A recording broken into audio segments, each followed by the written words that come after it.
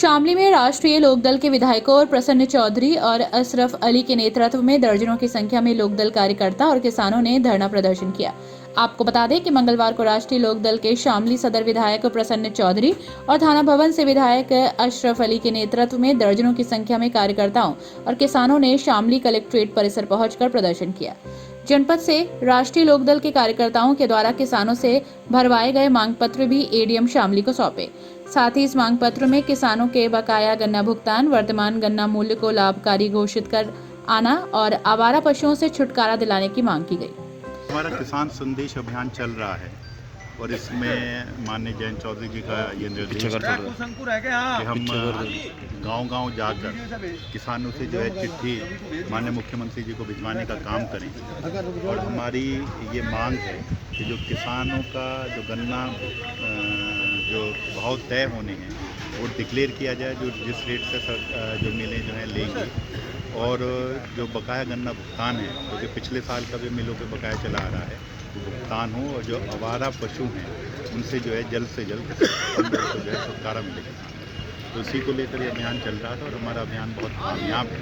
हमारे ज़िले से जो है 10,000 चिट्ठियाँ जानी थी, जो कि हम 21 जनवरी तक 12,500 चिट्ठियाँ यहाँ से चली गई हैं। और जो है आज हमने जो है जिलाधिकारी के माध्यम से माननीय मुख्यमंत्री जी को चिट्ठियाँ भेजने का काम किया। तो हम लक्ष्य से कहीं ऊपर हैं क्योंकि किसान परेशान हैं, नौजवान सड़कों पर बेरोजगार घूम रहा है और सरकार की तरफ से कोई ऐसी ठोस नीति नहीं है कि जो है ये हमारी जो समस्याएं हैं किसानों की, नौजवानों की, गरीबों की, ये दूर हो सकें। और इसी को लेकर ये हमारा आंदोलन और ये अभियान जो है चल रहा है। विधायक जी, आप पर धारा 144 की कार्रवाई हुई है, क्या कहना है? देखो, जो आदमी पब्लिक लाइफ में रहता है तो इस तरह के मुकदमे, इस तरह की कार्रवाई होती रहती है।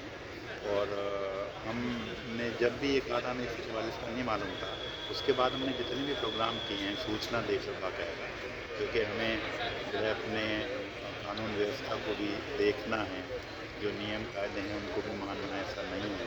तो हमने उसके बाद जो भी प्रोग्राम किए हैं सब जो है लिखित में देकर फिर सब जगह हमारा जो चला है उसी तरीके से चल रहा है। अच्छा, रामचरितमानस को लेकर जलाई जा रही है, आप गठबंधन के विधायक हैं, सपा के कुछ कार्यकर्ता उनकी प्रतियां जला रहे हैं रामचरितमानस की, इस पर क्या कहना है? देखिए, बिल्कुल गलत है। हमें ये हक नहीं है कि हम किसी की भी भावनाओं को ठेस पहुँचाएं। हमारे नेता माननीय जयंत चौधरी जी का ये नारा है, ये उनकी सोच है कि हमें भाईचारा स्थापित करना है, भाईचारा कायम करना है, और भाईचारे से ही हमारा देश मजबूत होगा। जब हम लोग प्यार मोहब्बत से यहाँ सब लोग रहेंगे, इसी में हमारी तरक्की है, हमारे देश की तरक्की। तो कहीं ना कहीं स्वामी प्रसाद मौर्य का जो है टिप्पणी की गई है, कहीं ना कहीं गलत है आपकी नज़र? उनकी निजी टिप्पणी होगी और मैं कहता हूँ गलत है। इस तरह के बयान जो किसी के धार्मिक भावनाओं को ठेस पहुँचाए, ऐसा किसी को देने का कोई हक। क्या कार्रवाई होनी चाहिए? देखिए, कार्रवाई तो अब ये सरकार को देखनी है, शासन को देखनी है क्या होना चाहिए, क्योंकि वो हमारी पार्टी से नहीं है, वो समाजवादी पार्टी से। वहीं राष्ट्रीय लोकदल विधायक प्रसन्न चौधरी ने कहा कि वर्तमान समय में किसानों की हालत बेहद खराब है। न तो उसे वर्तमान समय के गन्ना मूल्य का पता है और न ही पूर्व के वर्षों का बकाया गन्ना भुगतान उसका हुआ है। उसी के साथ साथ आवारा पशु भी किसानों की फसलों को नष्ट कर रहे हैं। ये अन्नदाता के साथ अन्याय है और किसानों की इन मांगों को शीघ्र पूरा किया जाना चाहिए। राष्ट्रीय लोकदल हमेशा किसान मजदूर की आवाज़ को उठाता है। आदरणीय चौधरी जयंत सिंह जी के निर्देश पर जो किसान संदेश अभियान चला हुआ है, उसके तहत आज हजारों की संख्या में पत्रक जो किसान मुख्यमंत्री जी को लिख रहे हैं, एक जिलाधिकारी महोदय के माध्यम से मुख्यमंत्री जी को भेजे गए हैं। दूसरा, एक मुख्यमंत्री जी के नाम जिलाधिकारी महोदय के माध्यम से एक ज्ञापन मुख्यमंत्री जी को दिया गया, जिसके अंतर्गत 3 मुख्य मांगे हैं। पहली मांग है किसानों को गन्ने का लाभकारी मूल्य घोषित करें। दूसरी मांग है आवारा जो छोटे पशु हैं उनसे छुटकारा मिले। तीसरी मांग है जो पेराई सत्र पिछला हुआ उसका शीघ्र से शीघ्र भुगतान करें। और यदि ये तीनों मांगे 5 फरवरी तक पूरी नहीं होती तो 7 फरवरी को राष्ट्रीय लोकदल के प्रत्येक कार्यकर्ता, पदाधिकारीगण, विधायकगण और क्षेत्र के सभी किसान बंधु एक जिला मुख्यालय पर बड़ा प्रदर्शन करेंगे। ये आज ज्ञापन में मुख्यमंत्री जी को। अच्छा, लगातार जो है आरएलडी जो है धरना प्रदर्शन भी करती रही, आज तक कोई ऑप्शन नहीं आया, लेकिन अब क्या मान के चल रहा है? वो ऐसा है, ये तो सरकार की नीति और नियत पे है।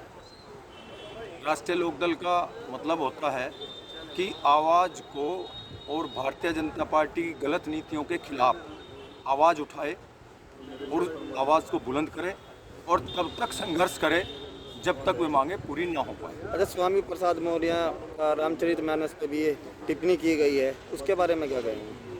सबकी अपनी अपनी एक थिंकिंग होती है। हमारी थिंकिंग ये है कि रामचरितमानस जैसे जो ग्रंथ हैं वे हमारे लिए शुभ हैं और उनके अंदर बहुत कुछ बातें सीखने की होती हैं। युवाओं के लिए भी सीखने की हैं, बुजुर्गों के लिए भी सीखने की हैं और हमारी बहन बेटियां माताओं के लिए भी सीखने की हैं। क्या 2024 के चुनाव को लेकर ये बयानबाजी चल रही है, धर्मों को ग्रंथों को सामने लाया जा रहा? देखो, चुनाव तो जो लोकतांत्रिक पार्टी है वो हमेशा चुनावी मूड में होती है। राष्ट्रीय लोकदल हमेशा चुनावी मूड में होता है, लेकिन इस टाइम चुनाव कोई है नहीं। ये तो केवल और केवल जो ज्यादतियाँ सरकार किसान और मजदूर पर कर रही है उसके खिलाफ प्रदर्शन है। तो क्या कार्रवाई होनी चाहिए? कार्रवाई ये होनी चाहिए। इस सरकार की कथनी और करनी में फ़र्क है। वादे बहुत प्यारे प्यारे किए थे आदरणीय मुख्यमंत्री जी का। साथ ही सभा महासचिव स्वामी प्रसाद मौर्य के रामचरितमानस पर हुए विवाद पर उन्होंने कहा कि रामचरितमानस एक पवित्र ग्रंथ है, सबको उसमें कुछ न कुछ सीखने के लिए मिलता है। उसमें युवाओं के लिए, बुजुर्गों के लिए, माताओं बहनों के लिए, सभी के लिए कुछ न कुछ सीखने की बातें लिखी हैं।